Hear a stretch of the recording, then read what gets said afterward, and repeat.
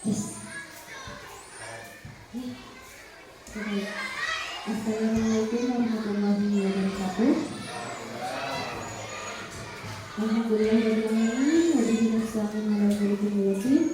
Wassalatu wassalamu ala asyrofil anbiya'i wal mursalin sayyidina Muhammadin wa ala alihi wa sahbihi ajma'in amma ba'du. Kepada kepala sekolah yang terhormat, Bapak dan Saudara Bapak yang mewakili, yaitu Bapak Erik Suherlan SPD dan rekan-rekan guru SDN Cikidang Baik 4 yang saya hormati. Puji syukur kita panjatkan kehadirat Allah Subhanahu wa Ta'ala, di mana kita bisa berkumpul di sini dalam keadaan sehat walafiat, dalam dalam pemekaran gitu ya, ini untuk pemekaran CDP gitu ya. Adapun susunan acaranya yaitu yang pertama pembukaan, yang kedua yaitu sambutan kepala sekolah ataupun yang mewakili, yang ketiga ada pemaparan materi oleh Ibu Susanti SPD selaku calon guru penggerak, yang ketiga, yang keempat yaitu sesi tanya jawab, dan yang kelima doa tutup. Untuk membuka acara hari ini, kita buka saja dengan membaca basmalah bersama-sama. Bismillahirrahmanirrahim. Alhamdulillah, sesudah acara pertama telah kita buka bersama-sama. Mari kita lanjut kepada yang kedua, yaitu sambutan kepala sekolah ataupun yang mewakili untuk Bapak Erwin Suherlan SPD di Mohon. Dipersilakan.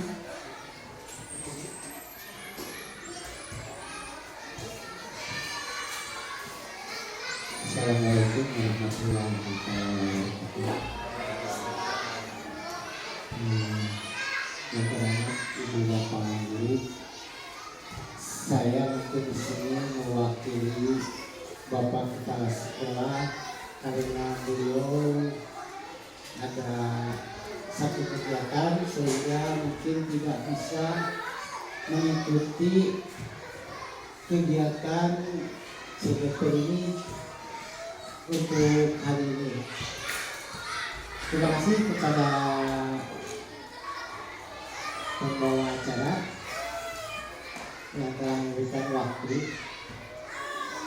yang mana mungkin yang akan saya sampaikan. Yang pertama, mudah-mudahan acara ini, CGP ini, calon guru penggerak ini, satu program pemerintah mungkinnya dalam rangka untuk meningkatkan khususnya dunia pendidikan atau umumnya dunia pendidikan, dan khususnya mungkin bagi guru-guru yang meningkatkan kualitas, potensi, serta mungkin bakat yang ada pada guru sebagai manajerial bagi pendidikan. Karena mungkin pemerintah sebagai jalan untuk meningkatkan kualitas pendidikan ini, maka dilaksanakannya guru penggerak.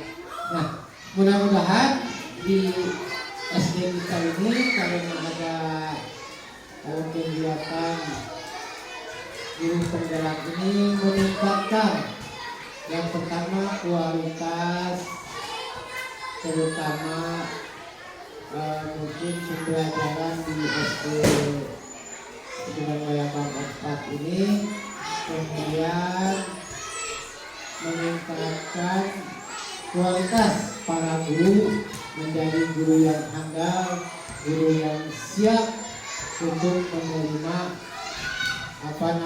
zaman yang artinya begitu banyak perkembangan sehingga kita bisa mengikutinya. Itu saja mungkin sambutan dari saya. sebagai wakil dari Bapak Kepala Sekolah juga saya berharap mari untuk semua guru-guru ikut ya bersemangat mengikuti CGP ini yang mana setelah semua mengikuti guru penggerak ini kuantitas juga mundur dari pendidikan khususnya di SD Cikidang Bayabang 4 ini meningkat. Itu saja yang saya sampaikan. Terima kasih, mohon maaf. Assalamualaikum warahmatullahi wabarakatuh.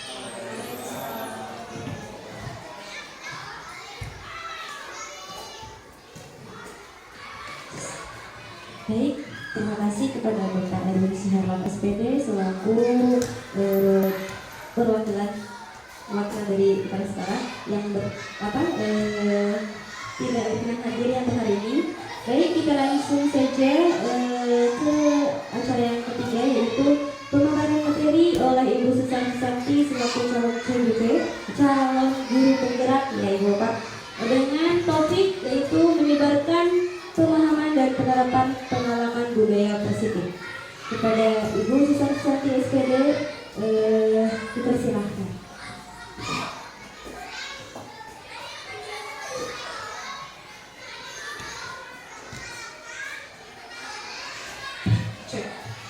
Baik, terima kasih kepada pembawa acara yang sudah memberikan kesempatan.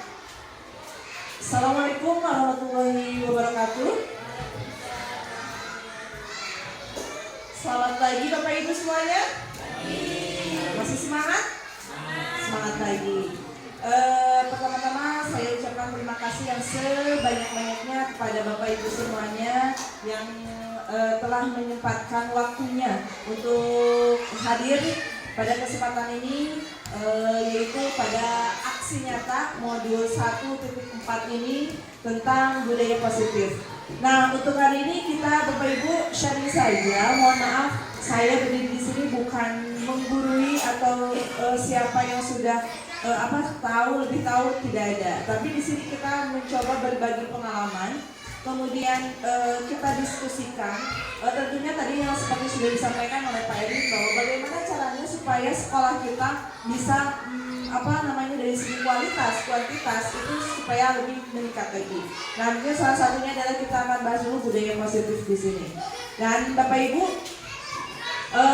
sebelumnya supaya lebih semangat lagi, coba Pak di nextnya. Nah, kita is breaking dulu ya, supaya lebih semangat ya. Nah, mohon Bapak Ibu semuanya berdiri ke depan supaya lebih fokus. Mungkin tadi habis olahraga ya, berolahraga masih keringetan, masih capek-capek. Nah, di sini aja menurut ke sana Bu semuanya. Berjejer dari sini ke sana.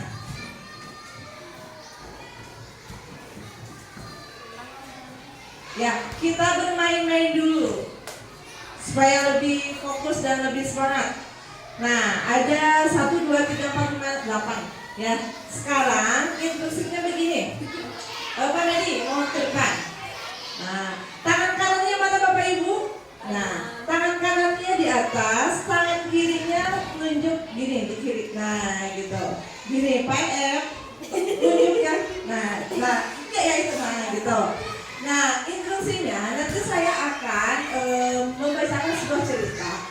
Ketika Bapak Ibu mendengar kata Eli, ya, silakan menangkap telunjuk temannya yang ada di sebelah. Ya, paham ya? Siap ya? Kata apa Bapak Ibu? Eli. Siap ya? Awas, hanya Eli. Siap? Siap ya? Nah. Jangan dulu dipegang, jalan-jalan. Lepas dulu. Agak geser dikit.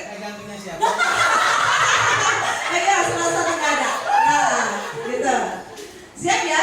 Konsentrasi, fokus ya. Kalau saya bilang konsentrasi, Ibu Bapak jawab. Konsentrasi dimulai. Siap ya? Konsentrasi. Konsentrasi dimulai.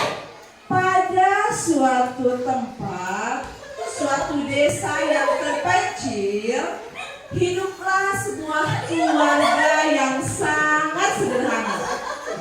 Keluarga itu mempunyai 4 orang anak kembar. Mereka itu bernama Elo, Elu,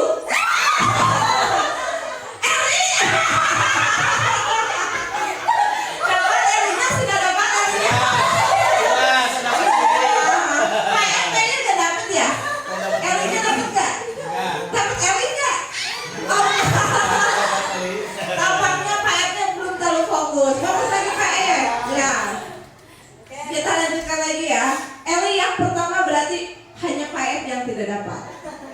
Selanjutnya, di sebuah tadi ya, hiduplah sebuah keluarga yang sangat sederhana. Mereka mempunyai 4 orang anak kembar. Yang pertama Elo, yang kedua Elu, yang ketiga Eli udah, jangan.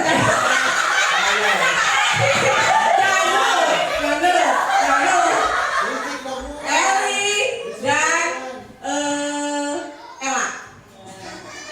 Pada suatu hari Ella dimarahi oleh ibunya. Kemudian Ella pergi minggat dari rumahnya. Kemudian Eli iya, tepuk tangan. Biasa. Silakan kembali ke tempat duduknya masing-masing. Dapat Elinya ya Pak M ya? Iya. Berarti semuanya udah fokus sekarang. Tadi Pak M itu belum fokus, belum dapat Eli. Sekarang udah dapat Eli ya. Oke, baik kita lanjutkan ya. Silakan Pak Denis next.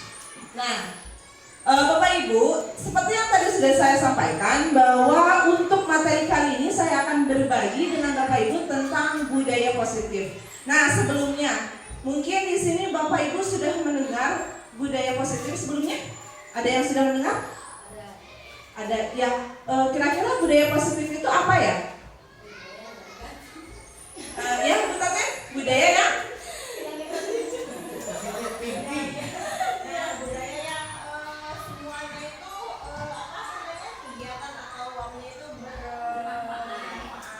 bermanfaat, semua kegiatan yang bermanfaat boleh. Ada lagi, budaya positif itu apa?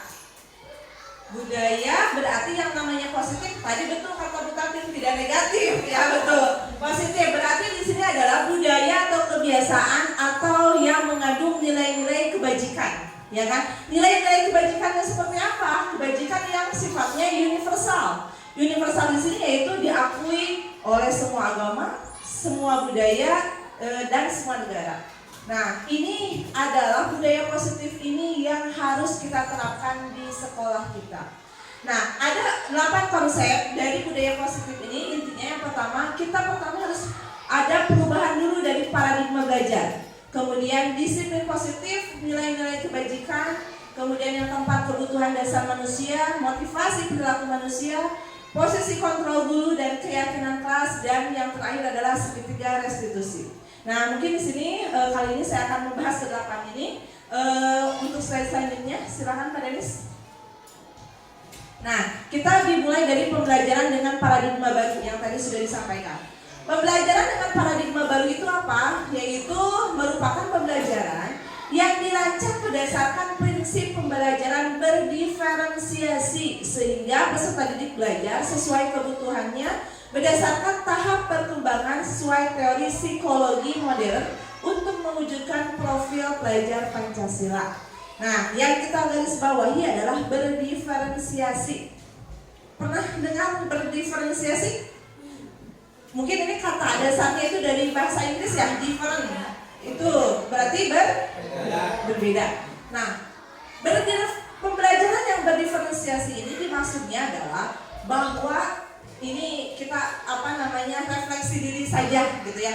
Terutama mungkin saya sendiri selama ini mengajar belum mampu untuk menerapkan pembelajaran yang berdiferensiasi secara maksimal. Di mana kita semua Bapak Ibu masih menyamaratakan anak didik kita di kelas.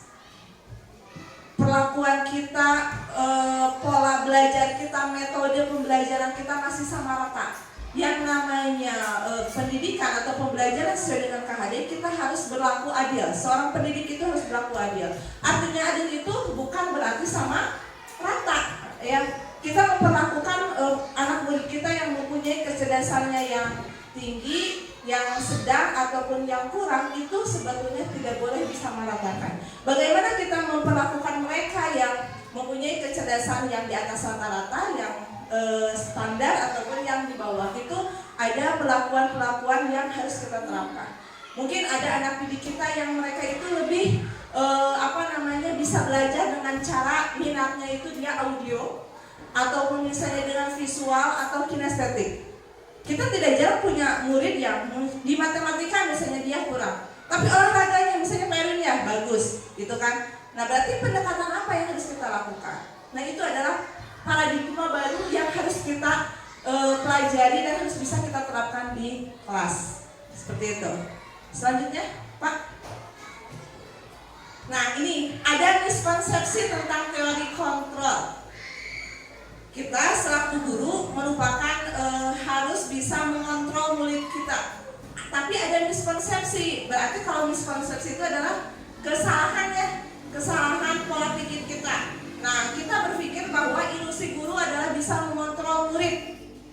Jadi murid itu bisa dikontrol oleh kita, bisa disetir oleh kita. Padahal murid itu harusnya diberikan kebebasan, merdeka. Tidak, karena setiap anak itu mempunyai wataknya masing-masing, ya, kodratnya masing-masing. Tidak bisa kita paksa dia harus menjadi seperti ini. Seperti konsep KHD bahwa kita itu guru itu sebagai ibarat tukang kebun. Tukang kebun yang merawat tanamannya, di mana hanya bertugas untuk merawat saja, memupuk atau membersihkan dari hama-hama. Kita tidak bisa ketika misalnya menanam cabai nanti akan berbuah jagung misalnya, tidak bisa. Karena watak anak itu misalnya cabai, nanti juga akan keluarnya cabai juga. Tapi cabai yang seperti apa? Cabai yang berkualitas tinggi seperti itu. Nah kemudian ilusi bahwa semua penguatan positif, efektif dan bermanfaat. Kita hanya berpikir kita itu yang bisa memberikan penguatan positif kepada anak, yang bermanfaat itu hanya kita yang maha benar, ya, kita yang maha benar. Itu adalah merupakan miskonsepsi. Kemudian ilusi bahwa kritik dan membuat rasa bersalah mampu menguatkan karakter. Nah ini seringkali mungkin saya pribadi pernah melakukannya. Ketika anak melakukan kesalahan, kita mengkritik mereka, kemudian membuat dia merasa bersalah. Dan mungkin konsep itu di awalnya saya pikir itu memang efektif supaya dia jera, dia tidak akan mengulanginya lagi. Ternyata Bapak Ibu adalah yang salah yang seperti ini. Gitu. Kemudian ilusi bahwa orang dewasa berhak memaksa. Anak itu misalnya tidak mau belajar dengan seperti itu, atau misalnya dia tidak ikut kegiatan seni, tapi kita paksa-paksa. Padahal dalam dirinya itu dia tidak punya minat dalam seni. Akhirnya kita paksa dan akhirnya nanti hasilnya pun tidak akan bisa maksimal. Nah ini, jadi kita itu orang dewasa sebetulnya tidak bisa memaksa karena murid kita itu berhak merdeka, mempunyai kebebasan. Silakan Pak, next. Nah ini kita akan bisa mengubah paradigma stimulus respon ke pendekatan teori kontrol. Stimulus responnya hasilnya kebutuhan kita sama, ya sebetulnya tidak. Pada realitasnya adalah kebutuhan kita berbeda-beda, tidak sama, ya.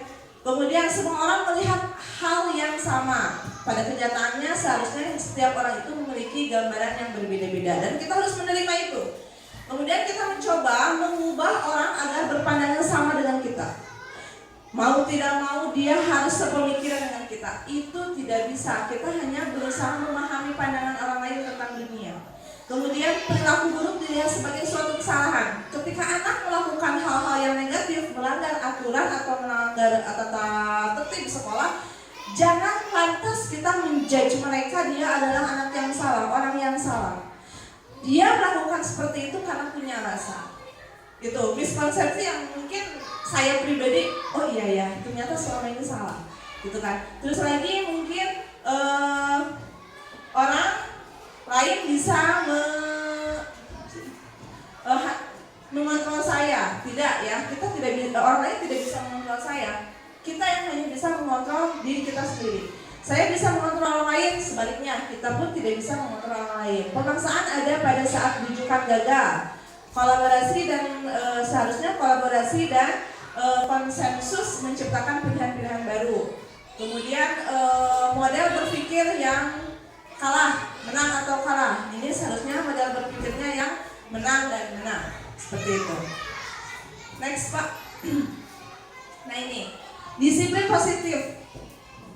Kita harus menciptakan disiplin positif. Nah, belajar dari kata disiplin dulu. Disiplin itu apa Bapak Ibu?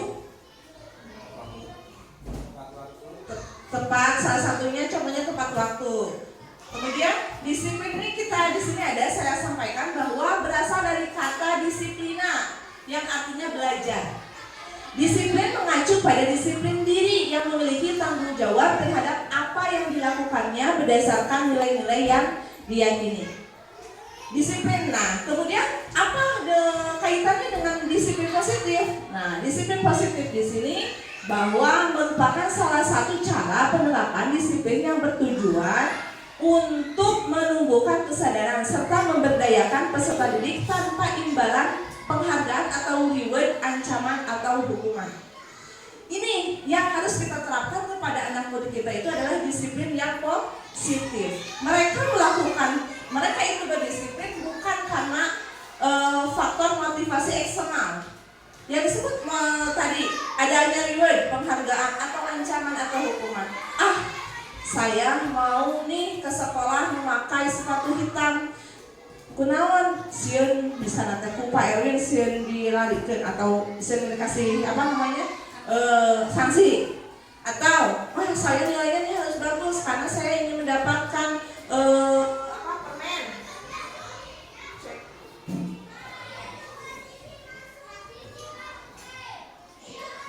Cek. Nah,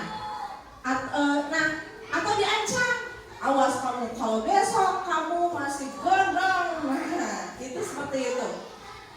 Nah, bagaimana caranya kita menciptakan budaya disiplin mereka, tapi tanpa hal-hal yang seperti itu.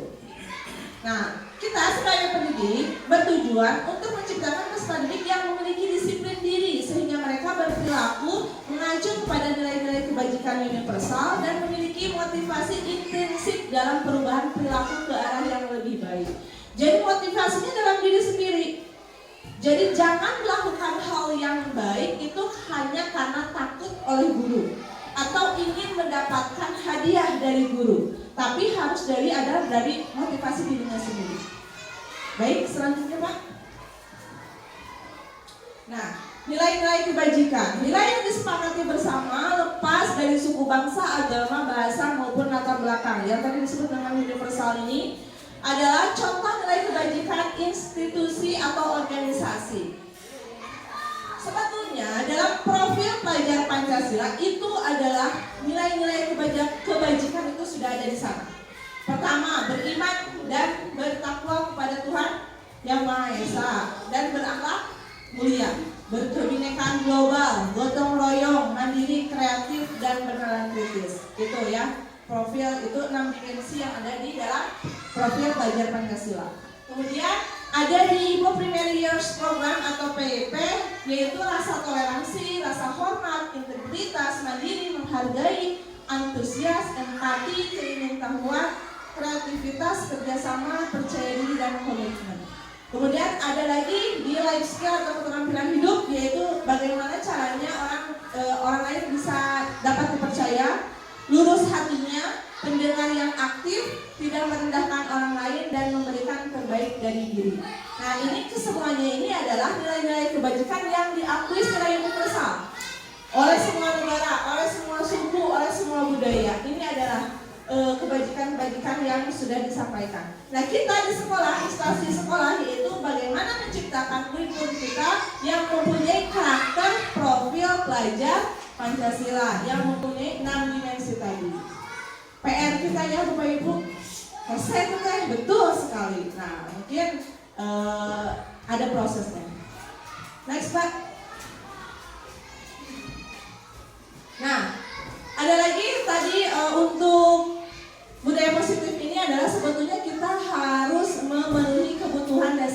manusianya dulu. Lantas apa kebutuhan dasar manusia? Kebutuhan dasar manusia adalah segala sesuatu yang kita lakukan untuk mendapatkan apa yang kita inginkan. Seluruh tindakan yang kita lakukan memiliki tujuan tertentu dan semua usaha terbaik yang kita lakukan adalah dalam rangka agar kebutuhan dasar kita terpenuhi dengan baik. Sebetulnya ketika seseorang melakukan sesuatu itu hanya untuk memenuhi kebutuhan dasar mereka saja. Ya, dan nanti akan dijelaskan lagi.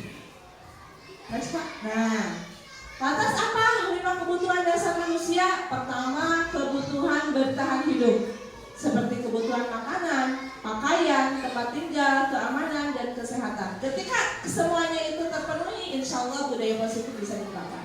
Kemudian apa? Kasih sayang dan rasa diterima. Setiap orang itu membutuhkan rasa diterima, dipedulikan, berbagi, kerjasama, menjadi bagian dalam kelompok. Nah, mungkin ketika salah seorang murid kita melakukan pelanggaran, itu bisa saja salah satu dari 5 kebutuhan dasar ini tidak dipenuhi. Misalnya tadi ada rasa ingin diterima atau rasa dipedulikan. Dia merasa tidak dipedulikan oleh orang lain, dia mencari perhatian dengan usil pada temannya. Kan bisa saja. Jadi jangan menjudge, wah si anak ini bandel, anak ini nakal, anak ini salah. Gitu. Berarti flashback kembali, kebutuhan apa yang tidak dapat dia penuhi, yang tidak dipenuhi oleh dia, gitu kan. Kemudian penguasaan, harga diri, keinginan untuk dianggap, memimpin, berprestasi, diakui dan didengar. Kemudian kebebasan, mandiri, memiliki pilihan, mencoba hal baru, mampu mengendalikan arah dirinya. Kesenangan, kebutuhannya bermain humor, antusiasme, tertawa. Mungkin saja dia di rumahnya banyak masalah, sering dimaki atau sering marahi oleh orang tuanya, sehingga di sekolahnya seperti itu. Nah, jadi inilah kebutuhan-kebutuhan dasar yang kelima ini yang harus kita perhatikan. Segimana yang tidak bisa terpenuhi, mana yang mana kebutuhan mana yang dia tidak penuhi, yang tidak didapatkan oleh murid kita. Nah, tugas kita seorang guru menganalisanya, tanya latar belakangnya. Bisa ada anak yang datang siangan, jangan lantas, wah kamu ini datang jam berapa ini, tidak bisa. Kita tanyakan dulu alasannya kenapa. Siapa tahu dia membantu dulu orang tuanya karena orang tuanya bekerja, seperti itu dan lain-lain. Lalu Pak, motivasi perilaku manusia. Nah, tadi disampaikan perilaku manusia itu ada yang sifatnya ekstrinsik, ada intrinsik. Nah, ada motivasi perilaku itu yaitu pertama untuk menghindari ketidaknyamanan atau hukuman. Yang kedua, untuk mendapatkan imbalan atau penghargaan dari orang lain. Bisa siswa kita di kelas itu misalnya selalu mendapatkan nilai yang bagus. Kita harus tahu motivasi dalam dirinya apa. Apakah hanya karena takut dimarahi oleh gurunya, atau karena ingin mendapatkan pujian dari teman-temannya. Nah, kalau niatnya dalam hatinya motivasinya seperti itu, berarti siswa tersebut memiliki motivasi ekstrinsik. Nah, lantas yang baiknya itu apa? Yang baiknya itu adalah motivasi intrinsik, datang dalam dirinya. Sehingga kalau sudah motivasi intrinsik, dimanapun dia berada, di lingkungan apapun dia berada, dia akan tetap melakukan hal-hal kebajikan. Untuk motivasi intrinsik ini yaitu dalam dirinya itu terbesit untuk menjadi orang yang mereka inginkan dan menghargai diri sendiri dengan nilai-nilai yang mereka percaya. Ada murid kita yang selalu sopan dalam berbicara. Ini kejadian. Ada anak didik saya di kelas 4A, itu di kelasnya baik sekali, santun, berbicaranya, perilakunya baik terhadap saya. Tapi kemarin saya mendengar laporan dari masyarakat, ternyata di lingkungannya 360 derajat 180 derajat berbeda. Oh, dalam diri saya ternyata anak ini melakukan nilai-nilai kebajikan itu, budaya positif itu bukan dari motivasi intrinsiknya, tapi hanya di depan saya saja, ekstrinsik. Nah, berarti di sini saya belum bisa menerapkan budaya positif yang baik untuk diri saya. Kemudian pas selanjutnya, nah berbicara dengan disiplin. kaitannya dengan hukuman, konsekuensi, dan restitusi. Kalau hukuman sering kita dengar ya, konsekuensi pun juga sama, restitusi ini ada lagi. Apa itu hukuman? Hukuman itu tidak terencana atau tiba-tiba. Kemudian murid tidak tahu apa yang akan terjadi atau tidak dilibatkan. 3. Bersifat satu arah. Yang keempat berupa hukuman fisik atau psikis. Hukuman ini sangat tidak dibenarkan. Apalagi kita di sekolah. Stop menghukum anak dengan fisik.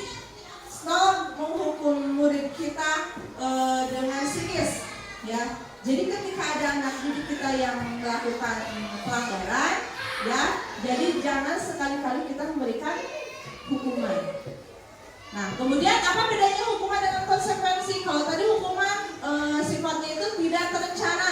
Misal ada anak didik kita yang tidak pakai atribut ke sekolah, misal tidak atribut lengkap waktu upacara. Nah, kemudian kamu misal tidak memakai atribut, silakan berdiri mengangkat bendera selama 1 jam. Itu bentuk hukuman, itu tidak boleh. Ya. Kemudian ada lagi konsekuensi. Konsekuensi lebih tingkatannya lebih baik daripada hukuman, tapi tetap tidak boleh dilakukan. Yang seperti apa? Terencana atau disepakati sesuai peraturan. Meskipun misalnya kita sudah ada kesepakatan dengan anak didik.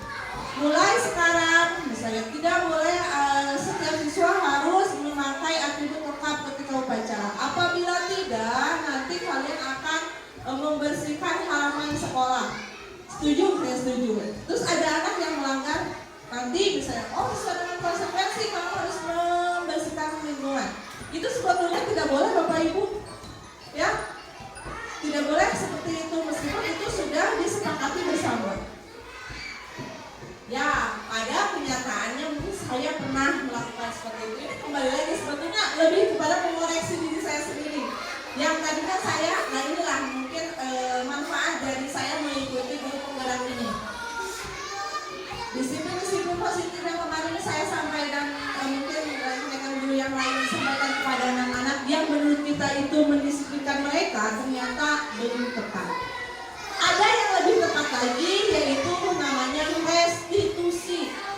Nah, kemarin di minggu kemarin saya sudah mempraktekkan itu Bapak Ibu untuk restitusi, di mana restitusi ini yaitu proses menciptakan kondisi bagi murid untuk memperbaiki kesalahan.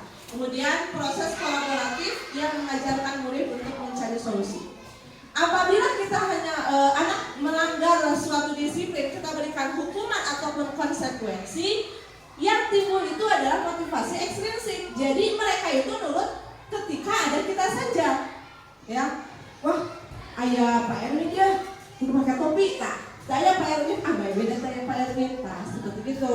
Itu adalah motivasi ekstrinsik. Tapi ketika kita memberikan restitusi ini, insya Allah nanti akan timbul motivasi intrinsik. Nah, seperti apa restitusi ini? Pak, next, nanti ada bahas tentang restitusi ya. Kemudian 5 posisi kontrol guru. Seharusnya kita sebagai apa? Nah, ada guru yang posisinya itu sebagai penghukum, ya. Mungkin kalau Bapak Ibu kalau di SMP itu ada BK gitu ya. Seperti itu. Kalau di kita mungkin di sekolah ada guru yang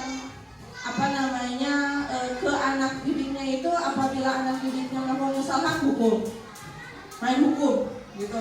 Ada yang seperti itu. Kemudian penguat merasa bersalah. Kamu itu seperti ini, kamu tidak sayang sama orang tua kamu. Kamu tidak menghargai ibu. Jadi membuat anak itu merasa oh ya saya bersalah. Ada yang posisi seperti itu. Kemudian ada yang teman, sebagai teman memperlakukan anak didiknya ketika bersalah itu sebagai teman. Oh kamu seperti itu ya? Baiklah, banget. Nah itu sebetulnya tidak boleh seperti itu. Ya. Kemudian pemantau itu apa? Dipantau terus anak didik kita. Wah lihat lagi istirahat. Terus sebagai apakah kita bisa selama 1 hari, bisa dari pagi sampai jam 12, kerja kita hanya memantau mereka? Masih mending murid kita hanya sedikit ya. Ini ratusan orang, masa harus dipantau satu-satu? Ini pun tidak bisa. Lantas posisi kontrol guru mana yang tepat? Yaitu sebagai manajer yang terakhir. Nah ini kita harus bisa memposisikan kita sebagai manajer. Next Pak. Tadi posisi kontrol guru sebagai penghukum. Nah ini contohnya, apabila ada anak yang bersalah, lantas ini kasusnya ada siswa memakai sepatu selain warna hitam ke sekolah. Kalau posisi gurunya sebagai penghukum, pasti yang dilakukan adalah lari kamu mengelilingi lapangan. Kalau posisinya pembuat kesal-kesal, berapa kali ibu atau bapak harus memberitahu kamu selalu saja mengecewakan ibu dan bapak. Nah itu kata-kata seperti itu kan sebetulnya itu akan membuat mereka merasa bersalah ya. Awalnya saya pribadi berpikir itu adalah efektif, ternyata tidak efektif. Lanjut Pak. Nah, ada tadi yang saya sampaikan posisinya itu sebagai teman. Ketika ada siswa kita yang melakukan kesalahan, si guru itu lantas menegurnya dengan, ayo dong ikuti aturan sekolah, tolong bantu ibu bapak ya, sekali ini ya sudah tidak apa-apa, lain kali jangan sampai berbuat seperti ini lagi ya. Hanya seperti itu, tidak ada tindakan selanjutnya, hanya menegur seperti itu saja. Kemudian pemantau, kamu sudah melanggar peraturan sekolah, kamu tahu konsekuensinya. Silakan buka sepatu kamu, lalu kamu tidak diperbolehkan memakai alas kaki sampai nanti pulang sekolah. Ini tidak boleh juga seperti ini. Atau misalnya mengambil sendalnya, nah seperti itu tidak boleh. Itu tidak boleh seperti itu. Nah lanjut, next. Nah lantas apa posisi kontrol yang bagus itu? Kita harus bisa memposisikan diri kita sebagai manajer. Nah, ketika guru sebagai manajer, dia akan seperti ini. Apakah kamu tahu kesalahanmu, nak? Kira-kira bagaimana kamu memperbaiki kesalahanmu? Kita berdiskusi dengan anak. Ya. Selanjutnya, Pak. Nah, posisi kontrol apakah aku? Nah, kita flashback kembali refleksi. Saya merefleksi diri saya nih. Saya seringkali dulu menyebutkan saya kecewa sekali dengan kamu. Atau apa rencanamu untuk menyelesaikan masalah ini? Kamu tidak akan pernah mendapatkan nilai jika kamu tidak mengerjakan tugas. Seperti itu, mengancam ya. Kamu tidak pernah benar melakukannya. Atau ayolah lakukan demi ibu dan bapak ya, memelas. Nah ini posisi kontrol ini yang kemarin-kemarin sering saya pribadi lakukan. ya mungkin sedikit banyaknya pernah ya Bapak Ibu juga ya. Nah mungkin sekarang karena sudah sharing budaya positif, nanti ada segitiga restitusi, mudah-mudahan ini tidak akan pernah lagi terjadi ya. Next Pak. Nah keyakinan kelas. Lalu untuk membentuk suatu budaya positif, apa yang harus kita buat? Keyakinan kelas. Mengapa keyakinan kelas? Mengapa bukan peraturan kelas? Ya, jadi kita sekolah punya peraturan, sudah tertata. Di kelas pun kita harus punya namanya keyakinan kelas, bukan lagi peraturan. Tadi di situ disebutkan mengapa keyakinan tidak peraturan, gitu kan? Pak, selanjutnya. Nah, kalau keyakinan kelas ini bersifat abstrak. Kemudian berupa pernyataan universal, dibuat dalam pernyataan positif, tidak sedikit saja yang mudah diingat, sesuai dengan kondisi kelas dan sekolah sehingga mudah diterapkan. Semua warga sekolah dan warga kelas dilibatkan saat membuat keyakinan kelas. Jadi kita semua Bapak Ibu di kelas itu harus membuat keyakinan bersama murid-murid kita. Nah, bedanya peraturan dengan keyakinan, kalau peraturan yang membuat itu satu pihak, berarti kita saja guru yang membuat. Di kelas tidak boleh makan, misalnya, tidak boleh memakai alas kaki ke kelas, tidak boleh datang terlambat. Itu berbentuk aturan. Ya, ketika aturan dibuat oleh satu pihak saja, Nah, mungkin ini akan besar kemungkinan dilanggar oleh anak-anak. Tapi apabila kita bentuknya keyakinan, kalau keyakinan itu dibuat kesepakatan antara dua belah pihak, kita dan anak-anak. Ketika anak-anak bersepakat untuk melakukan itu, hal-hal positif itu tentu akan mereka taati. Dan dibuatnya itu jangan terlalu banyak, kemudian harus melibatkan mereka. Misal, ini kita bisa membuat dengan kertas-kertas seperti ini, kita tempel. Nah, hari ini kita membuat keyakinan kelas. Kira-kira kalian setuju mau seperti apa kelas kita? Misalnya, Bu, saya di kelas itu tidak mau berisik, Bu, misalnya. Berarti keyakinannya apa? Oh, berarti tidak boleh mengobrol saat pembelajaran berlangsung. Nah, jangan lupa Bapak Ibu harus menggunakan kata-kata positif. Yang namanya kata positif tidak ada kata jangan. Berarti rubah jangan ngobrol itu dengan misalnya kata positifnya selalu memperhatikan guru saat belajar di kelas, seperti itu. Kemudian tadi tidak boleh makan di kelas, rubah kata-katanya. Anak-anak setuju nggak kalau kita lagi belajar ada teman kita yang makan? Oh enggak Bu, nggak setuju. Berarti misalnya sok tulis silahkan, kamu ingin seperti apa kelas ini? Seperti itu. Jadi ketika setiap anak memberikan masukannya, keinginannya di kelas untuk tercipta pembelajaran yang aman dan nyaman, nah itu insya Allah nanti akan ditaati juga oleh anak didik kita semuanya. Jadi tidak hanya sepihak ya. Selanjutnya Pak. Nah tadi yang saya sampaikan ada yang namanya segitiga restitusi. Segitiga restitusi ini merupakan suatu proses dialog yang dijalankan oleh guru agar dapat menghasilkan murid yang mandiri dan bertanggung jawab. Nah, segitiga restitusi ini tahapannya pertama menstabilkan identitas, yang kedua validasi tindakan yang salah, dan yang ketiga menanyakan keyakinan. Nah, di sini saya akan berbagi video, next Pak. Video untuk segitiga restitusi yang kemarin saya laksanakan.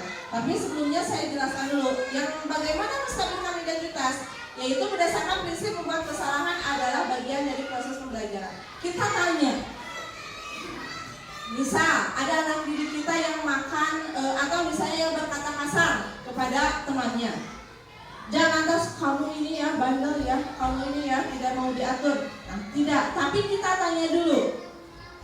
Atau kita stabilkan dulu identitas dia dengan misalnya berbuat salah itu aja. Kita panggil anak itu, nah tadi kamu berkata kasar ya sama teman kamu. Iya Bu. Oh, kenapa? Iya, karena misalnya saya diganggu saat sedang belajar misalnya gitu. Oh, itu aja Nak. Karena mungkin kamu juga merasa terganggu ya. Iya, nah seperti itu ya. Jadi jangan membuat dia merasa bersalah dulu. Kemudian ada lagi kata yang lain misalnya, oh tidak ada manusia yang sempurna. Mungkin ibu juga apabila ada yang mengganggu akan berbuat seperti itu. Yang kemudian ibu bapak tidak mau mencari siapa yang salah, tapi ibu bapak ingin mencari solusi dari permasalahan ini. Atau kamu berhak merasa begitu karena mungkin kamu terganggu. Selanjutnya Mak, yang kedua tahapannya adalah validasi tindakan yang salah. Berdasarkan prinsip setiap perilaku berupaya memenuhi suatu kebutuhan tertentu. Misalnya tadi ya anak itu sudah melakukan berkata kasar. Kita untuk yang validasi tindakannya tadi kamu pasti punya alasan ya mengapa kamu tadi berbicara seperti itu. Iya Bu, karena si anunya mengganggu saya saat saya lagi belajar. Kan itu ada alasannya. Tidak lantas-lantas dia berbicara kasar tanpa alasan kan. Nah, selanjutnya Pak, menanyakan keyakinan. Setelah dia mengakui kesalahan dia, lalu kita kembalikan ke keyakinan kelas yang kita tadi sepakati. Apakah kamu tadi sudah ada keyakinan kelas yang sudah keyakinan kelas kita yang sudah kamu langgar? Dia suruh mengingat. Oh iya Bu, saya sudah melanggar keyakinan kelas misalnya. Apa yang sudah kamu langgar?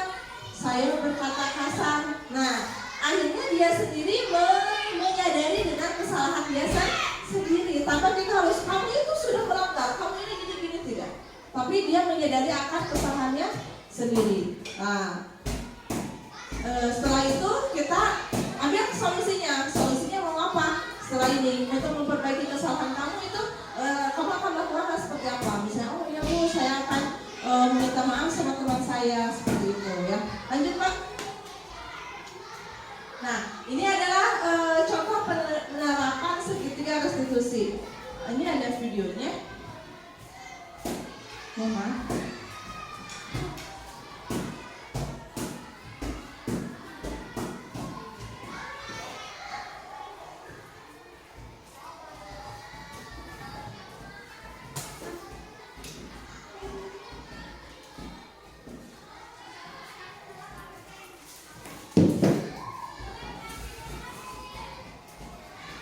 Ini Bapak Ibu sedikit contoh segitiga restitusi yang kemarin saya terapkan kepada anak didik saya ketika ada salah satu dari anak didik yang datang terlambat ketika upacara bendera dan dia tidak memakai topi, ya.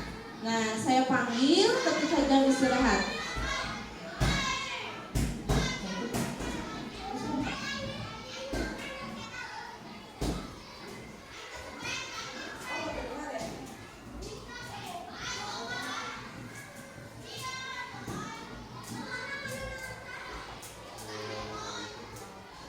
Nah, mohon maaf suaranya tidak ini ya. Nah ini saya panggil anak tersebut ke sini, kemudian saya tanyakan, betul saya tadi mendapatkan laporan dari guru piket kamu tidak memakai topi. Ternyata iya, dia mengakuinya. Saya tanyakan lagi, kenapa? Karena dia mengakui main HP terlalu malam, main game sehingga dia bangunnya kesiangan. Terus saya tanyakan pula, apakah keyakinan kelas yang mana yang telah kamu melanggar? Dia menyadari bahwa dia sudah melanggar keyakinan kelas dan keyakinan sekolah untuk datang tepat waktu dan memakai atribut lengkap saat upacara bendera. Dan pada akhirnya si anak tersebut menyadari kesalahannya dan dia memperbaikinya dengan cara tidak main HP terlalu malam dan kemudian menyalakan alarm saat pagi hari atau meminta bantuan kepada kakaknya untuk bangun tepat waktu. Dan alhamdulillah ini diterapkan Bapak Ibu. Semenjak restitusi itu anak tersebut tidak pernah lagi datang terlambat ke sekolah. Next Pak, yang tadi slide-nya.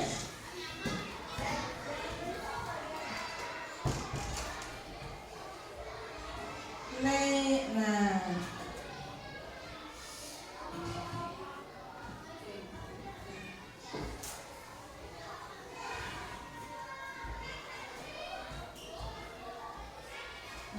penutup dalam penerapan program disiplin positif ini, hendaknya guru memiliki standar kepribadian, profesional dan sosial yang baik, di mana guru mampu merefleksi dirinya dalam posisi kontrol saat ini. Bagaimana perjalanan dirinya sebagai among atau manajer yang menuntut murid-muridnya menjadi insan yang mandiri, merdeka dan bertanggung jawab. Ini sesuai dengan standar nasional pendidikan. Nah, seperti itu Bapak Ibu.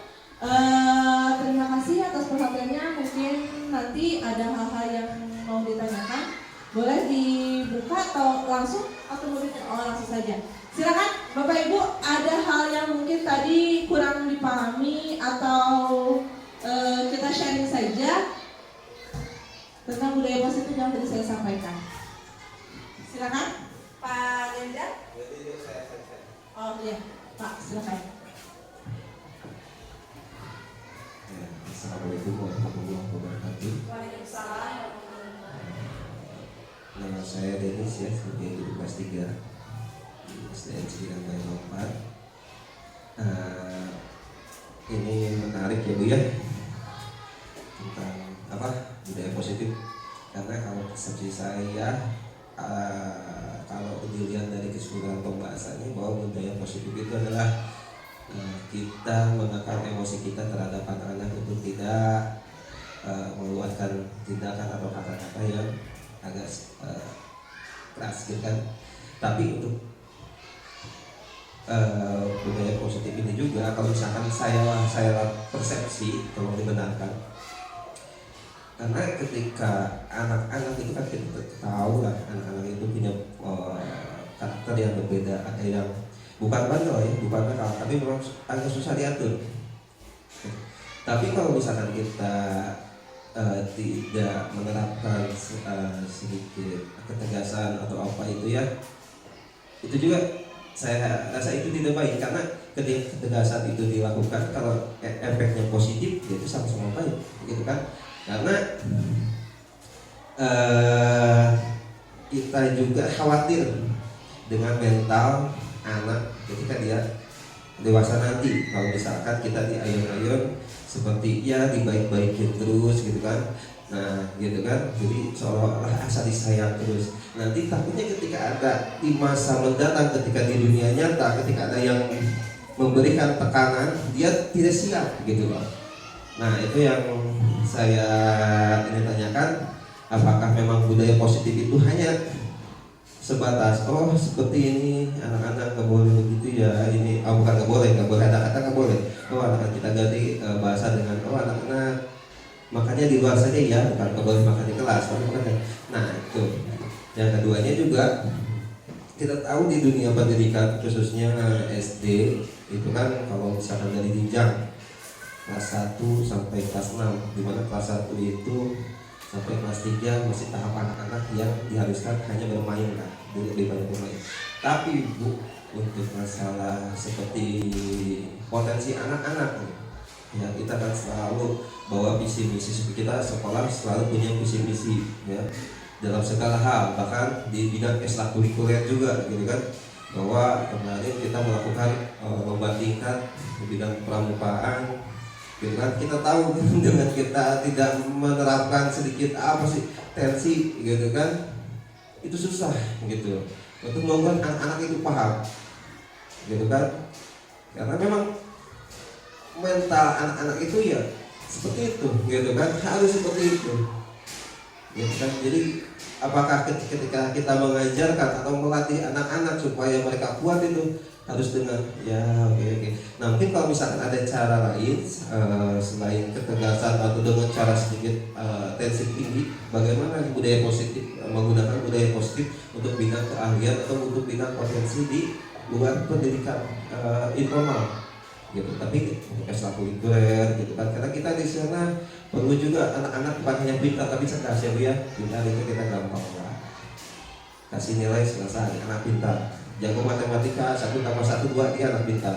Tapi bagaimana ketika 1 tambah 1 bisa jadi 4 atau 5, itu perlu pengasahan yang sangat khusus. Terima kasih. Ya, baik, terima kasih Pak Lilis, luar biasa pertanyaannya. Ya, tangan, terus ya. Tadi betul Pak, sebetulnya ini bukan hanya Pak Lilis saja yang berpendapat seperti itu. Saya pun seperti itu. Kenapa? Mungkin di kemarin supaya sebelum saya mengikuti pendidikan guru penggerak ini, tadi sudah saya sampaikan, wah ini ternyata salah saya semua, ini yang pernah saya lakukan ini, dan sebelumnya saya anggap itu adalah efektif.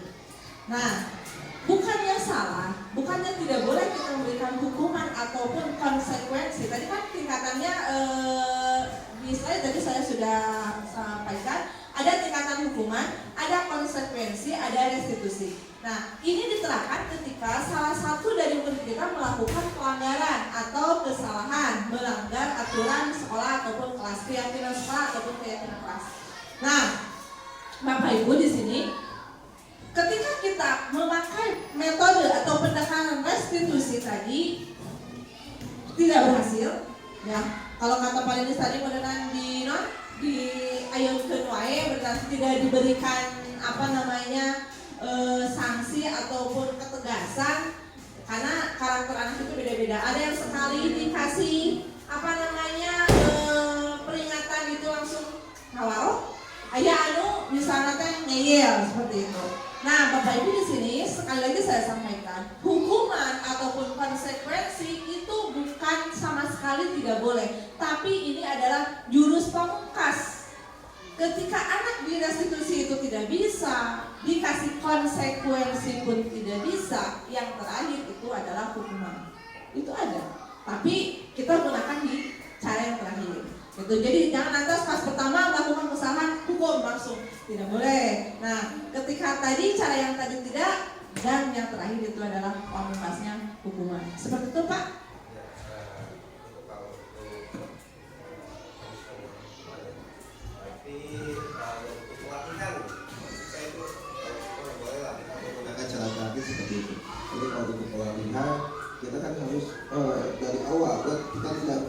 gitu loh. Anak-anak PPPAP itu seperti ini. Enggak bisa gitu.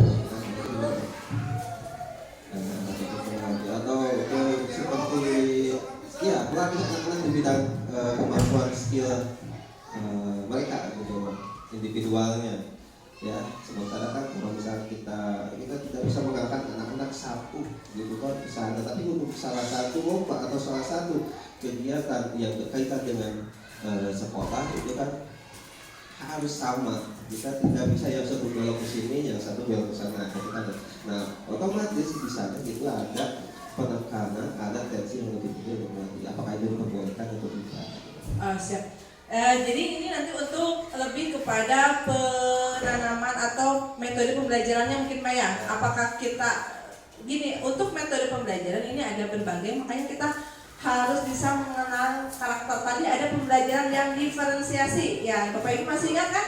Tadi saya bahas tentang pembelajaran yang diferensiasi. Nah,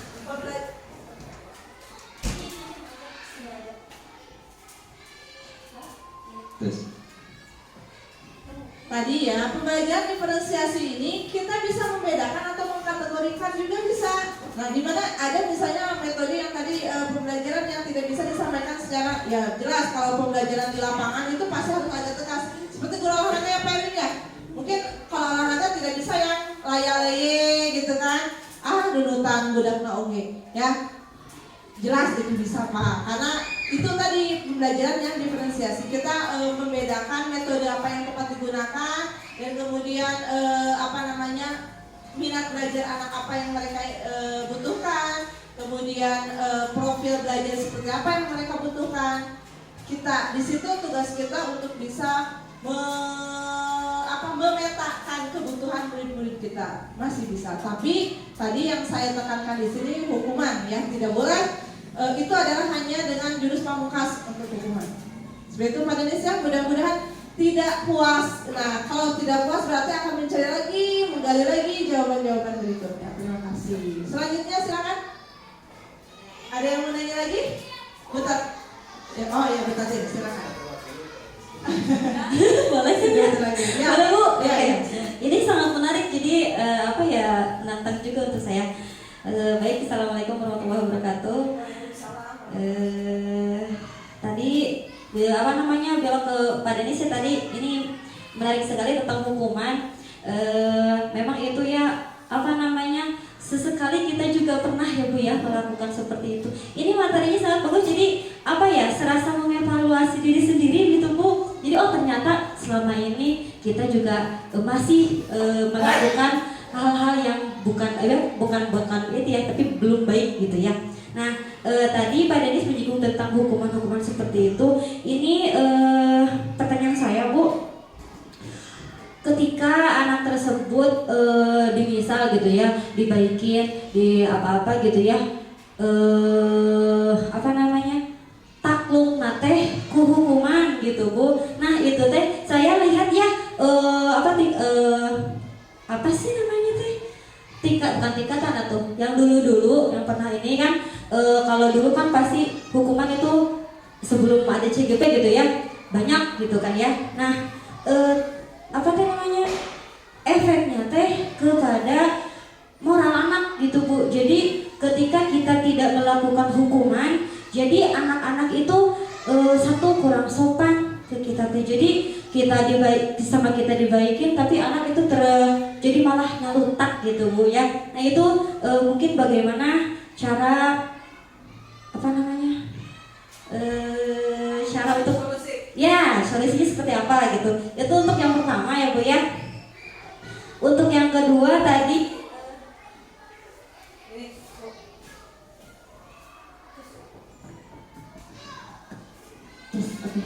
Nah untuk yang kedua tadi ada di dalam slide berapa gitu ya tentang 5 kebutuhan dasar manusia. Yang satu bertahan hidup, kasih sayang, penguasaan, kebebasan dan kesenangan. Nah itu. Jadi mungkin kalau misalkan pada intinya mah si anak itu tidak ada anak yang nakal, begitu bukan Bu ya? Tadi saya lihat ya yang itu. Jadi di dalam pemaparan Ibu tadi, oh berarti pada intinya mah tidak ada anak yang nakal, tetapi adanya anak yang tidak memenuhi 5 kebutuhan tadi mungkin Ibu ya. Nah pertanyaan saya, ketika kita sudah merasa kita sebagai guru orang tua di sekolah gitu ya, merasa semuanya itu sudah kita penuhi, terus anak tetap nakal seperti itu, kita sudah melakukan parenting dan berbincang-bincang dengan orang tuanya misalkan seperti itu ya, dan masih saja anak tersebut bisa dibilang anak nakal. Pertanyaan saya, apakah kita termasuk guru yang gagal gitu Bu dalam mendidik anak? Karena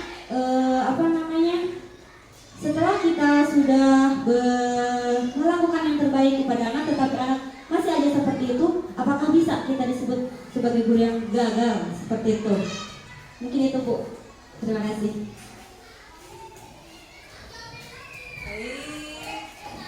Baik, terima kasih Bu Tatin, luar biasa sekali pertanyaannya. Tepuk tangan untuk Bu Tatin ya. Betul.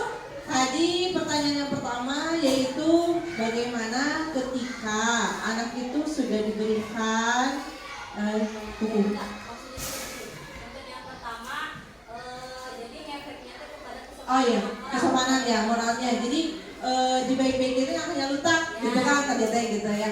Nah, Bu, tadi yang sudah saya sampaikan bahwa kasusnya ada di kelas saya. Ketika dia di depan saya itu manisnya luar biasa, ya, bicaranya sopan, dia sosialnya bagus, gitu. Tapi kenapa kok banyak laporan di masyarakat di lingkungannya negatif, gitu. Nah, ternyata di situ saya berpikir bahwa motivasi ataupun sikap dia yang baik seperti itu, yang dia tunjukkan di sekolah itu hanya saja ingin kelihatan oleh saya selaku guru kelasnya. Nah, balik lagi ke pertanyaan Bu Tatin tadi, di kitu teh cenah ngalakah olo-olo, cenah ngalakahnya letak gitu kan. Nah, mungkin di sini pertama sebetulnya hampir mirip sih pertanyaannya dengan tadi yang disampaikan oleh Pak Denis gitu ya.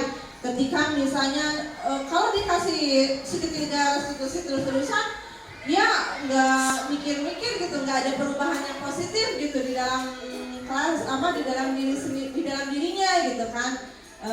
Berarti kita tetap lakukan itu pendekatan dulu, ajak dia berdiskusi dulu, maunya dia itu apa gitu. Kemudian kembali ke sini ke kebutuhan juga, ini ada kaitannya.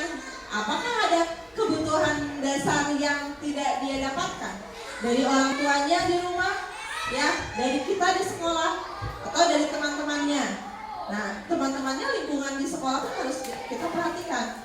Apakah dia sering dibully oleh teman-temannya, gitu kan? Nah, jadi tetap ketegasan harus ada. Yang namanya galak dengan penghukum, dengan tegas itu beda. Galak dengan tegas itu beda. Tegas itu ketika menerapkan anak kita supaya disiplin.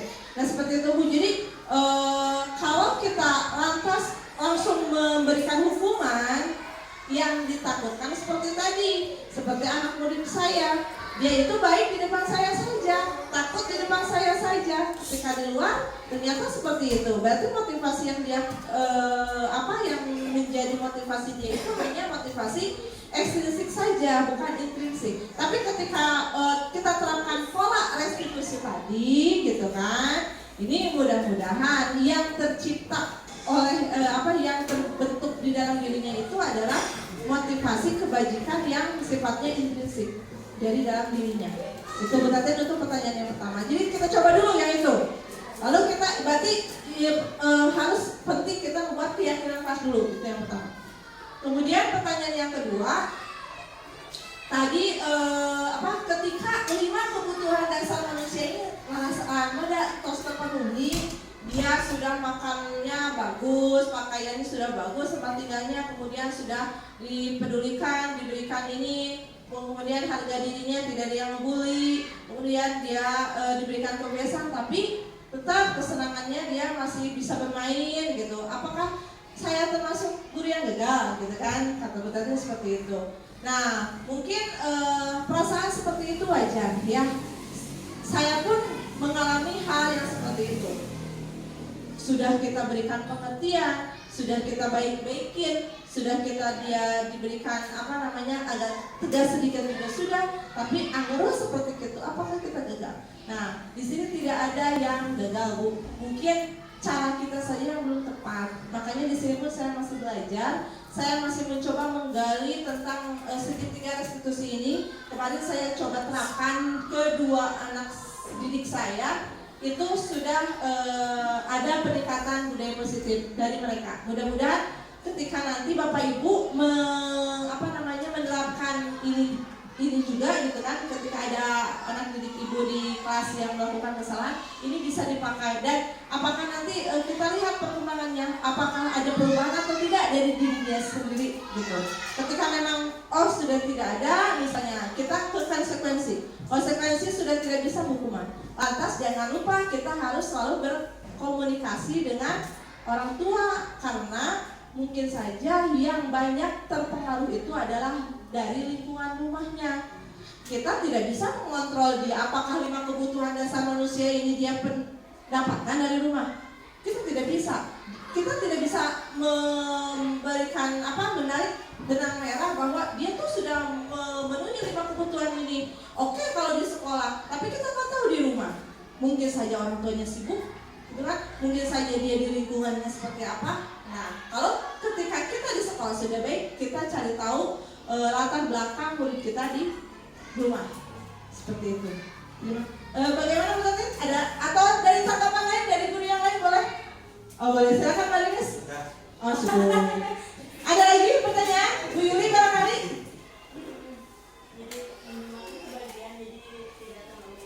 Ya, siap.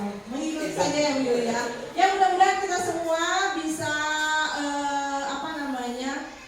menerapkan budaya positif ini di sekolah. Dan memang seperti yang Pak Erwin sampaikan, ini semata-mata demi untuk kemajuan sekolah kita ya. SD Negeri Cikidang Bayabang 4 ini tidak hanya unggul dari segi kuantitas, tapi juga unggul dalam segi kualitas. Amin ya Allah ya Rabbal alamin. Mungkin itu saja yang dapat saya sampaikan. Mohon maaf apabila ada kesalahan. Billahi taufiq wal hidayah. Wassalamualaikum warahmatullahi wabarakatuh. Warahmatullahi wabarakatuh. Terima kasih kepada Bu Susan yang telah memaparkan materinya begitu sangat menarik ya, dan serasa ada evaluasi Bu, bener.